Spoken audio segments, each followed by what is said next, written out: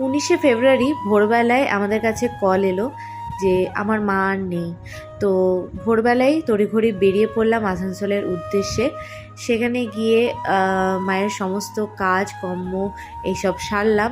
এরই মধ্যে আমাদের সাথে একটা দুর্ঘটনাও ঘটেছিল, দুজনেরই অ্যাক্সিডেন্ট হয়েছিল। তারপরে আমার মাদার ইন ল তিনিও হসপিটালাইজড হয়েছিলেন। তো বলতে পারো একসাথে আমাদের ওপর দিয়ে অনেকটা ঝড় বয়ে গেছিলো। এরই মধ্যে কিছু মিষ্টি মধুর মুহূর্ত আমরা কাটিয়েছিলাম একটু ফ্যামিলির সাথে, যাতে মনটা একটু আমরা ভালো করতে পারি। ঠিক 14 দিন পর আবার ফিরে এলাম আমাদের কলকাতায়, কারণ কাজে তো জয়েন করতেই হবে। যদিও মনের অবস্থা দুজনের একেবারেই ভালো ছিল না, তাও ফিরে কলকাতার শহর, আমাদের অলি গলি সব কিছু দেখে মনটা যেন একটু করে প্রাণ ফিরে পাচ্ছিল, আর ঘরে এসে যেটা সম্পূর্ণ প্রাণ ফিরে পেল।